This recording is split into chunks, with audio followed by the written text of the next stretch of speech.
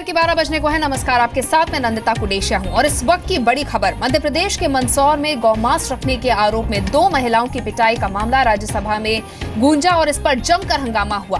BSP अध्यक्ष मायावती ने राज्यसभा में बीजेपी पर आरोप लगाया कि बीजेपी महिला हितों की बात करती है, लेकिन गौरक्षा के नाम पर महिलाओं की पिटाई की जा रही है और इस पर बीजेपी को जवाब देना चाहिए। वहीं केंद्रीय मंत्री मुख्तार अब्बास नकवी ने कहा कि एमपी सरकार ने नियम के मुताबिक कार्रवाई की है। कांग्रेस नेता गुलाम नबी आजाद ने गौरक्षा कानून का समर्थन किया, लेकिन कहा कि गौरक्षा के नाम पर महिलाओं की पिटाई सही नहीं है। तो एमपी के मंदसौर में गौमांस के आरोप में कुछ महिलाओं ने ही महिलाओं की पिटाई कर दी। हालांकि जिन्होंने पिटाई की है उन महिलाओं को गिरफ्तार कर लिया गया है। शुरुआती जांच में गौमांस मिलने की पुष्टि नहीं हो पाई है। आरोपी महिला पर मध्य प्रदेश गौरक्षा अधिनियम के तहत कार्रवाई की गई है। आरोपी महिलाओं पर आरोप है कि जावरा से 30 किलो गौमांस लेकर मंदसौर स्टेशन पर उतरी थी। वहीं हिंदू संगठन के लोगों ने इनकी पिटाई कर दी।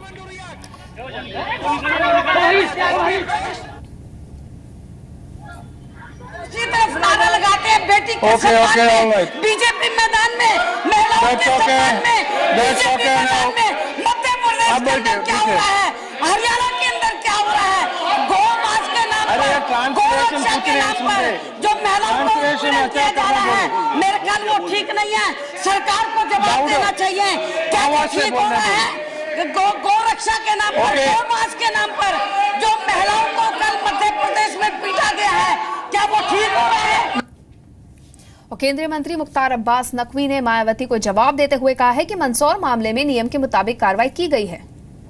रूप में किसी भी तरह से हिंसा, किसी भी तरह की अराजकता कहीं पर भी हो, किसी भी राज्य में हो, निश्चित तौर से वो निंदनीय है और हम उसको किसी भी तरह से जस्टिफाई नहीं करते और ना हम समर्थन करते हैं।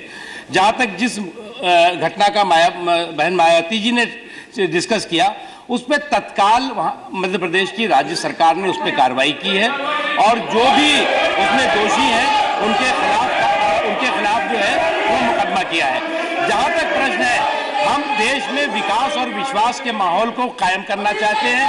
देश में विकास और विश्वास का माहौल कायम हो, चाहे दलित हो, चाहे पिछड़े समाज के लोग हो, चाहे अल्पसंख्यक हो, चाहे समाज का कोई भी तबका हो, हर तबके के विकास, हर तबके के विश्वास के लिए हम कमिटेड हैं, प्रतिबद्ध हैं। और कांग्रेस नेता और राज्यसभा में विपक्ष के नेता गुलाम नबी आजाद ने कहा है कि वो गौरक्षा कानून के समर्थन में हैं, लेकिन इसके नाम पर महिलाओं की पिटाई गलत है। हमको कोई आपत्ति नहीं है, हम सरकार का जवाब सुनेंगे और अगर यहां कोई नारा लगा, यहां अगर कोई स्लोगन लगा कि गौ रक्षा बंद करो, मैं उसके हक में नहीं हूं। गौ रक्षा होनी चाहिए, लेकिन गौ रक्षा होनी चाहिए, लेकिन गौ रक्षा के नाम पर बहाना करके दलित और मुसलमानों को टारगेट करने के खिलाफ है। ये हमारा कानून है, हम गौ रक्षा के खिलाफ नहीं है।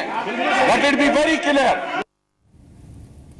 और इसके पहले मध्य प्रदेश के गृह मंत्री का कहना है कि इस मामले में 2 महिलाएं गिरफ्तार हुई हैं और कानून हाथ में लेने वालों पर कार्रवाई की जाएगी। 2 महिलाओं की गिरफ्तारी हुई है और जो जब्ती हुई है मांस की, उसमें जो वेटनरी से रिपोर्ट आई है उसमें प्रथम दृष्टया वो बफेलो का मीट पाया गया है और उसके आधार पर जो भी पूर्व में कार्रवाई की गई है इसकी पूरी जानकारी हमने बुलाई है, परंतु वह बफेलो का बीफ नहीं। निश्चित रूप से कानून हाथ में नहीं लेना चाहिए और महिलाओं की तरफ से अगर रिपोर्ट आएगी तो जिन लोगों ने कानून को हाथ में लेने का काम किया है उनके विरुद्ध भी जांच करके हम कार्रवाई को निर्देशित करेंगे।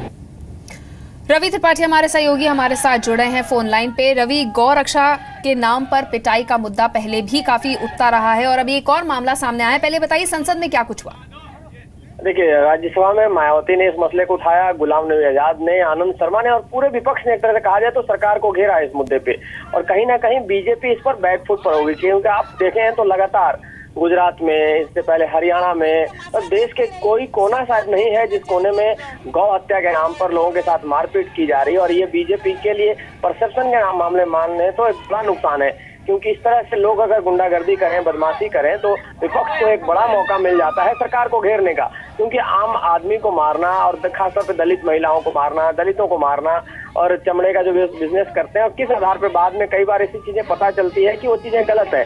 अखलाक से शुरू होता है मामला और देखिए यहाँ तक आता है। तो कहीं ना कहीं इस मामले में बीजेपी को एक नुकसान हो सकता है, क्योंकि बीजेपी के लोग हैं, ये माना जाता है कि बीजेपी और संघ से जुड़े लोग हैं जो इस तरह की चीजों को अंजाम दे रहे हैं। और आम आदमी में जो न्यूट्रल लोग हैं, जो देश की जो मानसिकता है वो कहीं ना कहीं लिबरल है, और ऐसे में इस तरह के उग्र लोगों को अगर प्रश्रय मिलता है और लगातार ऐसा होता है सरकार के और इनके कहने के बावजूद अगर कोई नहीं रुक रहा है, तो इसका मतलब है कि बीजेपी को नुकसान होगा इसका, और जाहिर तौर पर विपक्ष को मुद्दा बनाएगा।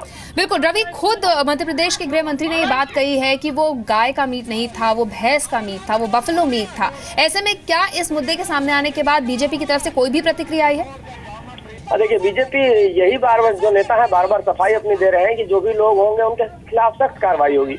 आप देखें तो दिल्ली के केरला भवन में एक मसला आया जिसमें लोगों के यहाँ मारपीट की गई, पुलिस ने कार्रवाई की। पुलिस ने जब जांच की तो पता चला कि वो नहीं था, गौ का मांस नहीं था, वो बुफेलो का था। तो इस तरह की चीजें लगातार हो रही हैं, और यही मैं कह रहा हूँ कि बीजेपी के लिए एक बड़ी मुसीबत ये है कि बीजेपी सफाई देती फिर रही है, बीजेपी को सफाई देना पड़ रहा है, और विपक्ष लगातार इस पे घेर रहा है, क्योंकि विपक्ष को ये एक अच्छा ऐसा मुद्दा मिलेगा जिसमें आम आदमी को आप गौ हत्या के नाम पर परेशान कर रहे हैं, उनके साथ मारपीट कर रहे हैं, उनकी हत्या कर रहे हैं। बिल्कुल, यहाँ पर जवाब देना बीजेपी के लिए थोड़ा मुश्किल हो जाएगा। शुक्रिया रवि तमाम जानकारी देने के लिए।